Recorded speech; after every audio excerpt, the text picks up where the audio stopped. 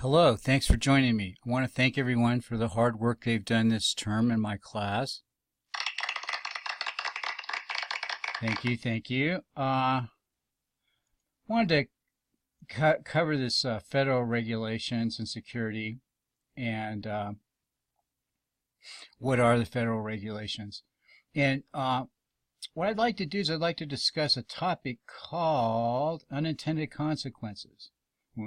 Especially when it comes to federal regulations and security. So the subtitle of this little chat is Unintended Consequences.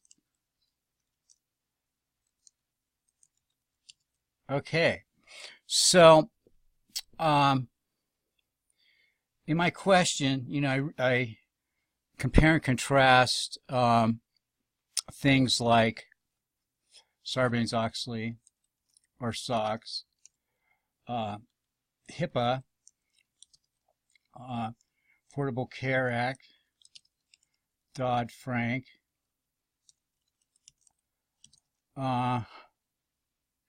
GLBA, and Affordable Care. Yeah, I think that those are the main ones that I mentioned. Versus an industry regulation, and I'm using. There's several of these out there, but probably aren't. Most of them aren't as well known as the Payment Card Industry Data Security Standard, or the PCI DSS. Now, I should mention, if you search this, you'll go to. They have a organization that actually certifies people into payment card industry compliance, and they have various levels of certifications and things. And here in Colorado Springs, this is just an anecdotal experience, but I was at ISC Squared meeting several months ago now, but somebody was there and he was looking for people with this particular certification, and it sounded like the compensation would have been pretty good income here in Colorado Springs, which doesn't have New York or San Francisco cost of living. But anyway, I just wanted to share that little story. But what am I really driving at here? I want to just talk about one of these. This is the Gramm-Leach-Bliley Act. And let's see if we can find something about this. I could, while I'm looking this up, let me just say, in general, this was a banking industry, LBA. This was a banking industry redo, and we'll just take the Wikipedia. Now, Wikipedia isn't always accurate, but a lot of times on topics like this, it's not too bad. So let's just see. This was exactly how I was going to start this out. It repealed the Glass-Steagall Act shortly after the Depression, and what it did was it put a bunch of restrictions on banks. Now, prior to its passage in 1999, banks were limited as to what they couldn't offer money market accounts. Some of you may be in the banking industry or remember this. They couldn't offer, other investment vehicles. They couldn't buy up banks that were across state lines. And so basically what happened was the banks went to Congress and said, hey, these banks in Switzerland and the Cayman Islands are eating our lunch. They offer a lot better returns and anonymity, and there's no way we can compete with these banks for large deposits. You need to deregulate us so we can be like foreign banks and offer better rates and be more profitable. So Congress decided to allow them to do this, but they put a couple flies in the ointment. And one of these flies was the Community Reinvestment Act, Let's see if there's anything I can find on this. Community Reinvestment Act. But anyway, this is kind of like a measuring scale, like a yardstick that federal regulators could apply to the banks, and if they scored high on this metric, they would be allowed to do things like purchase banks and do acquisitions and mergers. If they didn't score high on this, this is a Carter era, and so yeah, this is right. It says 1977. I should have mentioned that.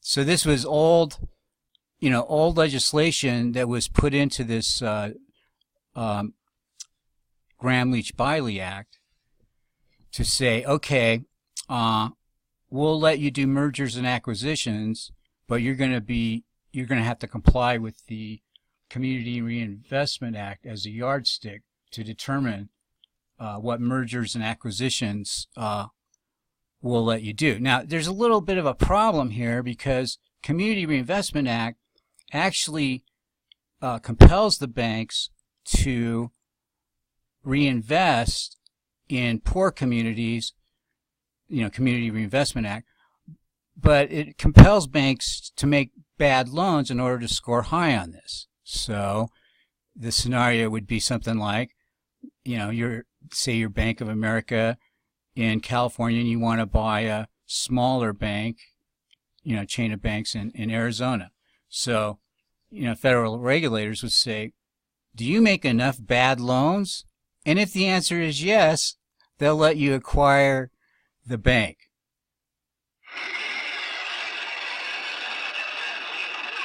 This is actually not a joke. I know it sounds a little crazy, okay? It's actually not a joke. But remember, our topic is unintended consequences of big federal mandates.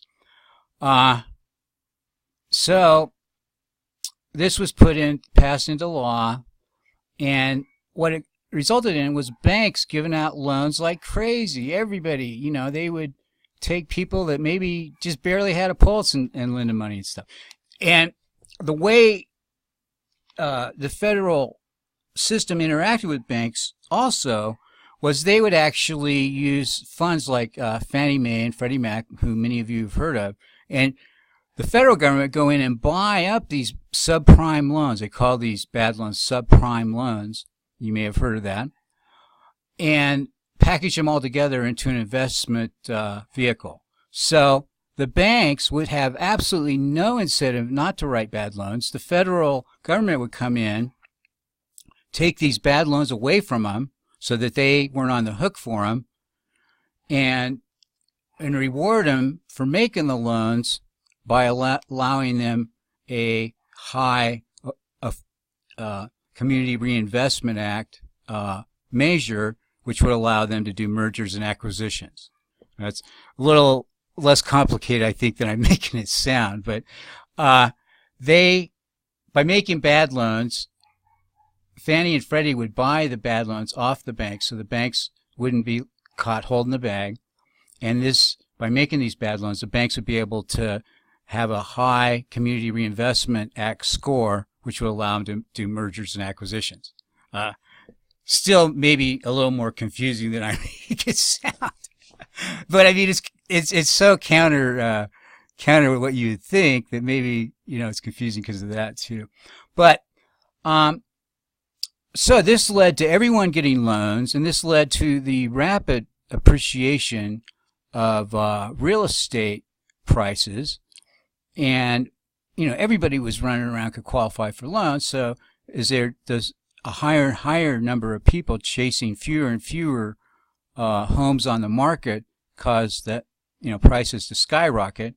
And then eventually when these loans didn't, when somebody figured out, hey, nobody's paying on these loans, which, should have been common sense, then the prices started crashing. So this led to the crash in the U.S. real estate market around 2006.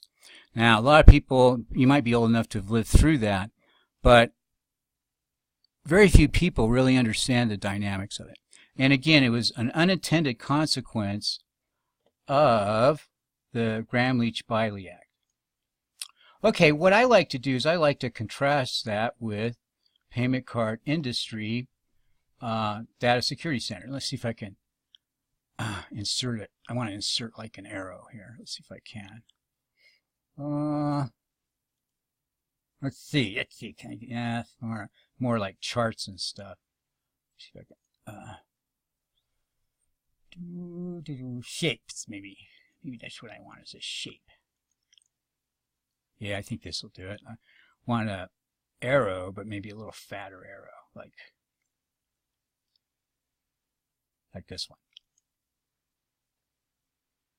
Okay, what I was going to say is, yeah, that one may work. The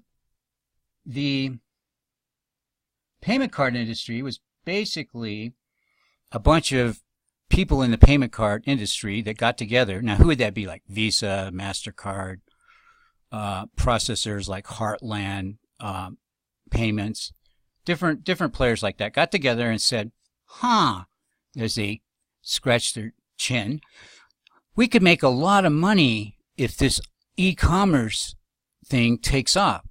And the other one said, yeah, because every time somebody buys something, we get a transaction fee. So if online commerce does well, that will add to our on-ground transactions, and our revenues will shoot up. Yeah, but what are some things that could hinder this? Well, if people can't securely make a transaction, if transactions fail to go through, or if there's a lot of fraud involved, people will be reluctant to do this. We got to get them to trust the system. The system has to be secure in order for this online e-commerce giant to get off the ground. At that time, it was just like a tiny little grasshopper size industry. But so they went about in a practical manner making sure that they were doing everything to secure these transactions, including secure web and a bunch of other things.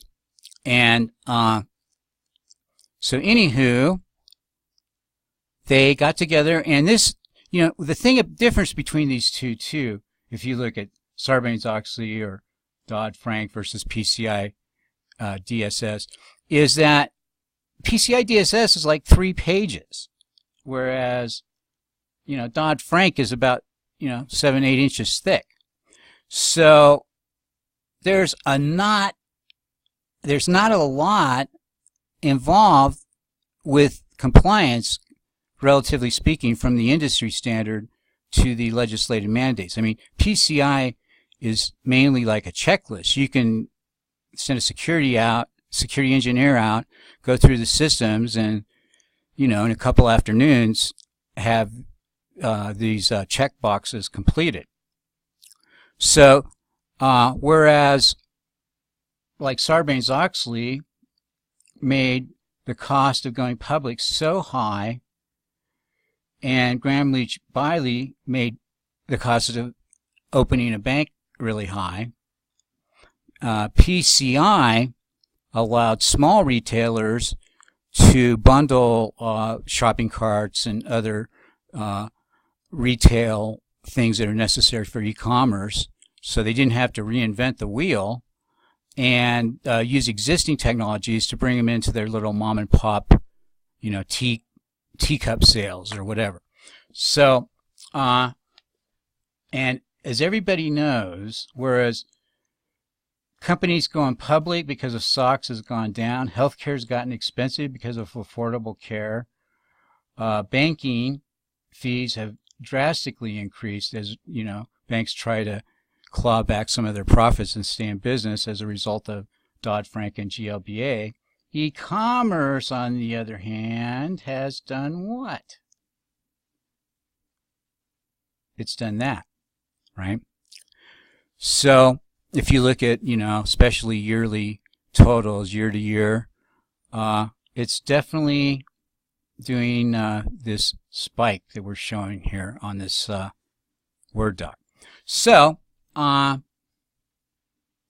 thanks for watching this, and I really appreciate this class. Thanks again.